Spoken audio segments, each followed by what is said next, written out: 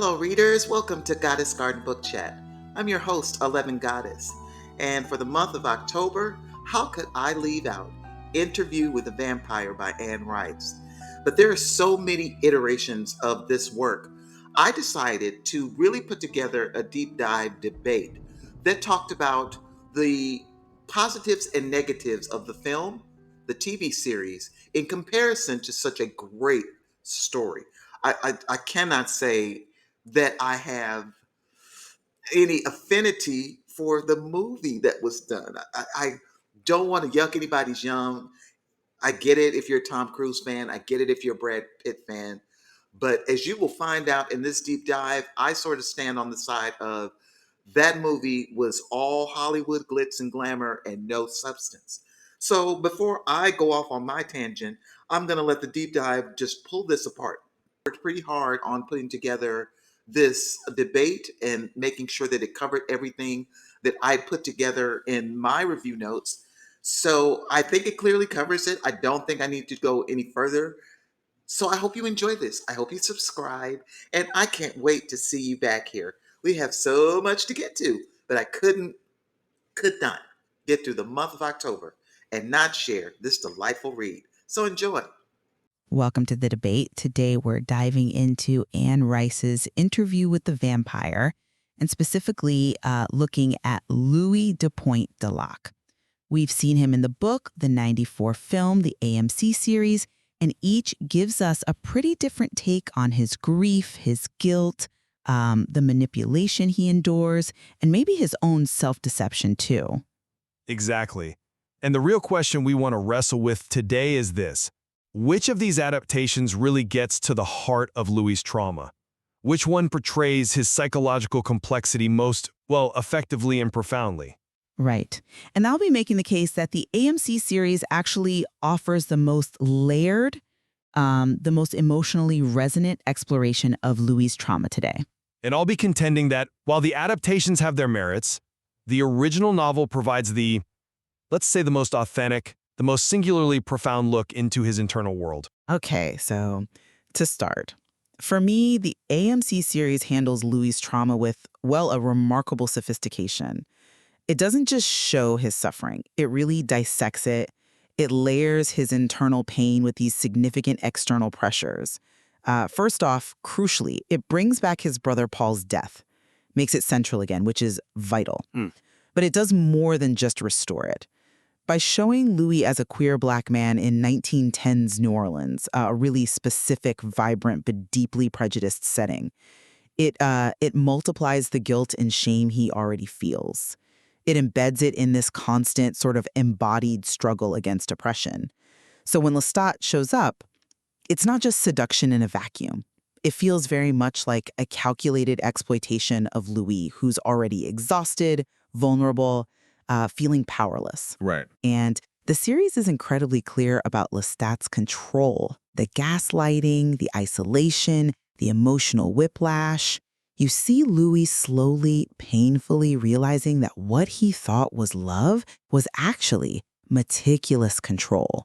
And Claudia, her storyline is really elevated. She becomes both a weapon Lestat uses against Louis and a catalyst for rebellion. She eventually names the abuse, which is incredibly powerful. And finally, that framing device, older Louis retelling the story to Daniel years later, it adds this meta layer of honesty. He's not just confessing, he's reckoning, correcting his past narratives, maybe even trying to undo them.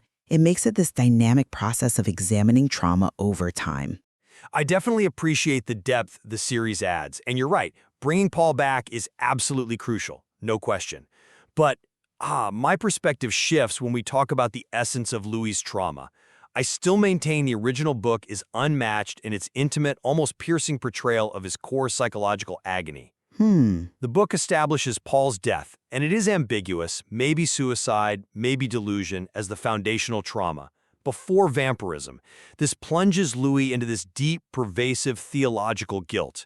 He feels responsible, like he failed God, and because of that, he actually wants punishment. It's not just regret, it's a kind of spiritual damnation he feels before Lestat arrives. Okay. So he accepts immortality, Not primarily out of seduction, not really, but because he sees himself as already spiritually dead. He's walking willingly into what he perceives as damnation as a form of self-punishment. That sets this incredibly dark, confessional tone for everything that follows. He's portrayed as, rotting from the inside out. Lestat doesn't rescue him. Lestat claims him, preying on this brokenness. And Lestat actively isolates him, deliberately refuses to teach him about being a vampire, fostering dependency and ignorance. That itself is a kind of prison. Right. And Claudia's turning in the book, it feels like a genuinely cruel power move, a trap designed specifically to bind Louis emotionally because Lestat sees he's drowning in guilt. It needs an anchor, however twisted. Louis wanting to leave Lestat later isn't just hatred, it's this profound spiritual suffocation, moral exhaustion. Lestat is a cage. And the interview in the book, it's not a re-examination years later. It's raw. It's desperate. He seeks Daniel because he needs to confess, to unburden himself from a truth he can't carry. He sees Daniel maybe as a mirror of his own past naivete, someone who could perhaps feel the horror. He wants understanding, maybe judgment, not absolution.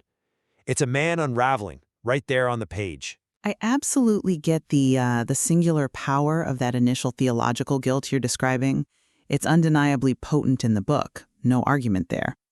But I do question whether that solitary focus, profound as it is, actually creates the most complex or maybe resonant portrayal for today's audience. The AMC series bringing back Paul's death, yes, but then layering it with Louis' identity, queer, black, in that specific time and place, it significantly multiplies the guilt and shame. Multiplies or changes? Well, both, I think. It shifts the nature of his internal conflict.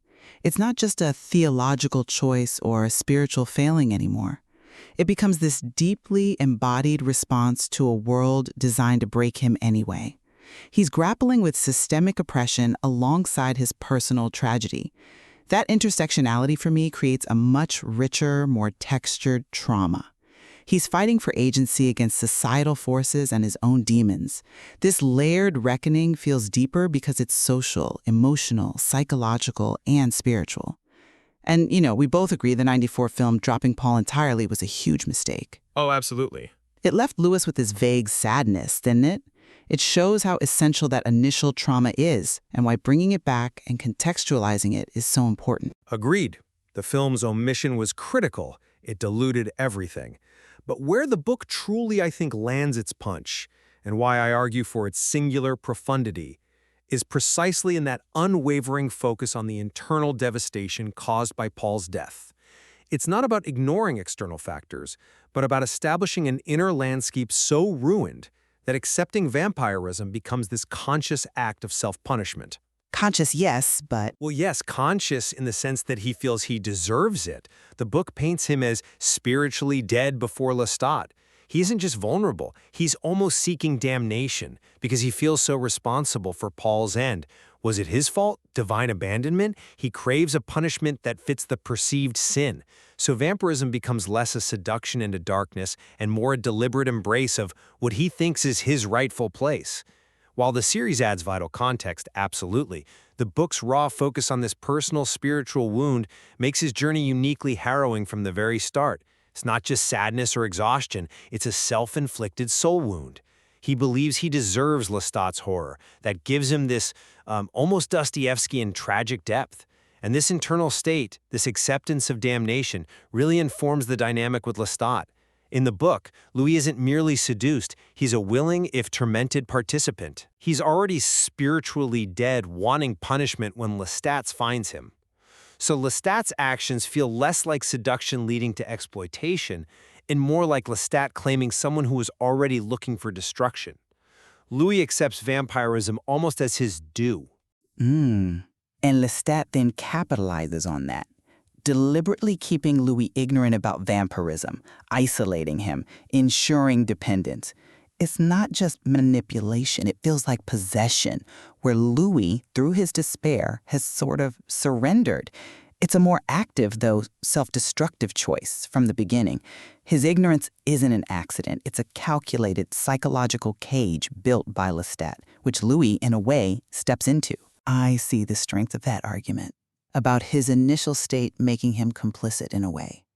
It's a powerful reading from the book, but I would argue the AMC series actually deepens the tragedy by making Lestat's control so explicit, so systematic, because then Louis's eventual realization is far more devastating. Okay, he might be vulnerable, seeking something, but the series meticulously details Lestat's actions as exploitation of someone already exhausted and vulnerable. It shows us the gaslighting, the isolation from family, community, the emotional whiplash. It is very explicit, yes. Right. We see in painful detail his slow awakening to the fact that what he hoped was love, or maybe salvation, was actually a deliberate campaign of control. The show highlights specific actions, like turning Claudia not just for companionship, but as a direct weapon to bind Louis. And crucially, Claudia herself, as she grows aware, eventually names the abuse. She gives voice to what Louis might have been feeling but couldn't articulate. That explicit portrayal of the mechanisms of control and Louis's gradual unraveling of those illusions, it adds this chilling psychological layer. It amplifies the horror and his struggle to reclaim agency. And this, for me, leads directly to why the confession in the AMC series has a greater impact. That framing device, Louis telling the story again years later, it introduces this profound meta layer of honesty. He's not just recounting events, he's actively examining his own storytelling. How memory, self-deception, time itself shape the narrative. He's performing a correction, really, trying to undo past self-deceptions, grapple with his own role, his victimization. A correction. Yes, it makes it so much more dynamic. He wants the truth out, sure, but he also wants to take it apart, to understand how he was manipulated, why he allowed it, what it means now. It's not static. It's an ongoing, painful interrogation of his past. It allows for nuance, growth, a grappling with truth that wasn't there in the first telling. It's Louis the survivor analyzing Louis the victim through the very act of narrating. That meta-narrative is intellectually interesting, no doubt. But I have to ask, does that analytical distance truly serve the raw, immediate impact of that first confession? My view is that the book's interview is powerful precisely because it lacks that later reinterpretation. Louis seeks Daniel not for, intellectual deconstruction or to correct history. He seeks him because he's carrying a truth so heavy, a spiritual burden so intense, that he simply needs to confess. Needs to unburden himself. Exactly. He approaches Daniel not as someone to impress with his later self-awareness, but as this naive mirror, maybe, someone who might finally understand the horror, perhaps even judge him. It's a desperate, unvarnished plea for someone to just see him, the full weight of his suffering, his damnation, without the filter of hindsight or, frankly, therapy. It gives you this immediate, visceral insight into a man unraveling right now. It captures the immediacy of that torment, a cry from the soul. It's not about making sense of it decades later. It's about needing to speak it now before it consumes him. Well, we've definitely laid out some compelling and quite distinct arguments today about Louis' trauma across these adaptations. From my side, I think the AMC series truly stands out. Its multi-layered approach, bringing back Paul but embedding it in that crucial social and historical context, combined with the meta-narrative frame, it creates this powerful, ongoing reckoning. It offers a dynamic portrayal of trauma that really resonates with how we understand identity and systemic pressures today. And I've emphasized the original book's unparalleled intimacy in exploring Lewis's deep theological guilt and his path towards self-damnation. I still believe that its initial, raw confession provides the most authentic, the most piercing look into his internal struggle. It's a direct window into a soul grappling with a self-inflicted wound, unmediated by time or reflection. It seems clear that while each version offers something unique, distinct strengths, invaluable perspectives on this unforgettable character, Maybe the true depth of Louis' trauma can only really be grasped by considering all these varied lenses together. Indeed, it's a testament to the richness of the source material, really. There's certainly much more to explore, much more to debate within this enduring narrative.